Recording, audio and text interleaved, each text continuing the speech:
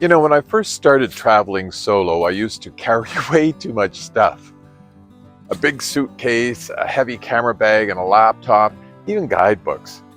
It felt like I was hauling around my whole life. But over time, I've realized that traveling light, not just with luggage, but with mindset, makes everything easier and more enjoyable.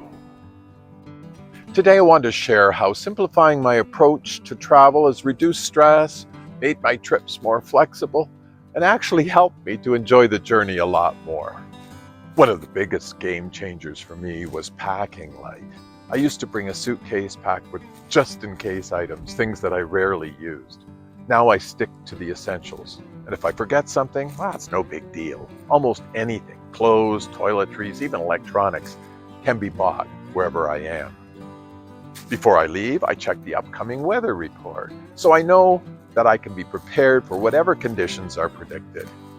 I try to pick out clothes that can be layered to provide additional warmth that will be required, and I only take one pair of extra shoes apart from the pair that I wear when I travel. And even though I consciously cut down on what I pack and get it all into my carry-on bag, I usually end up with a few items of clothing that I don't use. So I'm still trying to whittle that down even more. By traveling lighter, I move through airports faster, never worry about lost luggage, and I don't waste time rummaging through a packed bag. It's one less thing to stress about. I used to carry a Canon SLR camera with a couple of lenses, including a larger telephoto lens, and a smaller separate Sony camera that I use for video. That meant carrying not just the camera, but also 2 battery chargers, spare batteries, and extra padding to protect everything.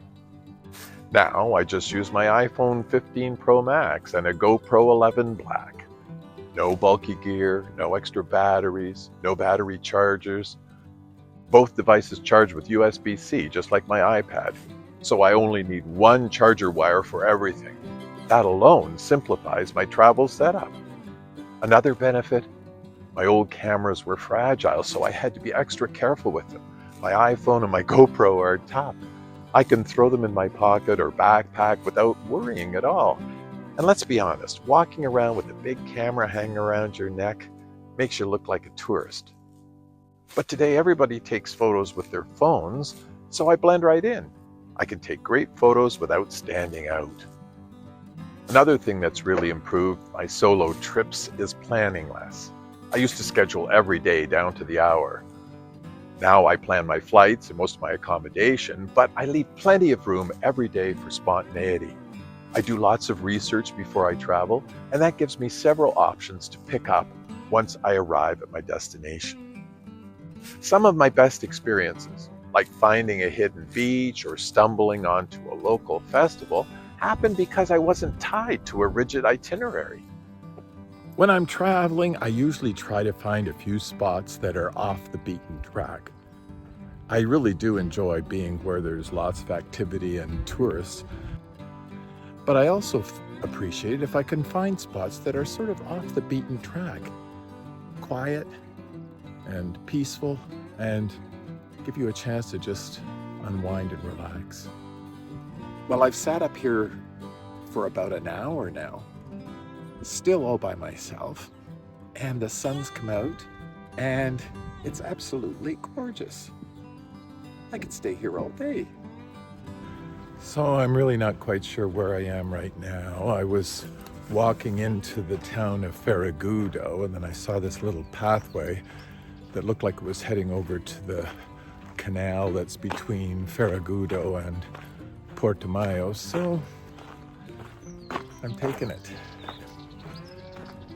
The road less traveled. Well, I've gotten down to a beach, and there's what looks like a castle behind me, and then a huge big beach that heads along the lagoon opposite the town of Portimao.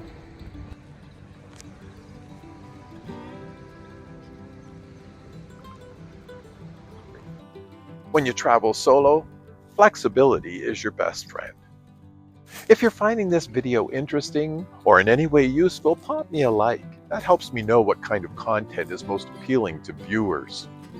And if you have any questions or stories to share about minimalist travel, drop them in the comments below.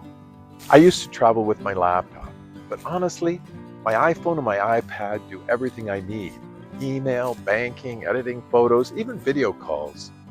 Phones today are more powerful than laptops from just a few years ago.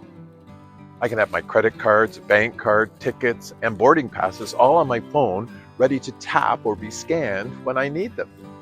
And remember when we used to carry paper maps and guidebooks? That's another thing I don't need anymore.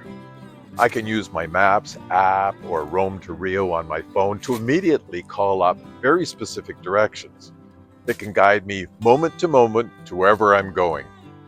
And if I see a statue or a landmark or an interesting building, I can just snap a photo of it and ask ChatGPT to tell me about it. It's like having a guidebook and a travel expert in my pocket without the extra weight. The biggest shift for me hasn't been about packing light, it's been about thinking differently. I used to believe that I had to bring everything with me. Now I realize that travel is about the experiences, not the stuff. I don't stress about forgetting things because I know I can always buy what I need. I don't worry about carrying the best camera because my phone and my GoPro capture great memories. And I don't overplan because I've learned that the best moments are often the ones that I never expected. Traveling solo is all about freedom, and for me, adopting a minimalist approach has made everything easier. Less stuff to carry, fewer things to worry about, and more time to actually enjoy the journey. If you're thinking about traveling solo but you're feeling a bit overwhelmed, well, start by simplifying. Pack less, carry only the essentials, and focus on the experience rather than the gear. You'll be surprised how much more enjoyable travel can be when you lighten the load, literally and figuratively.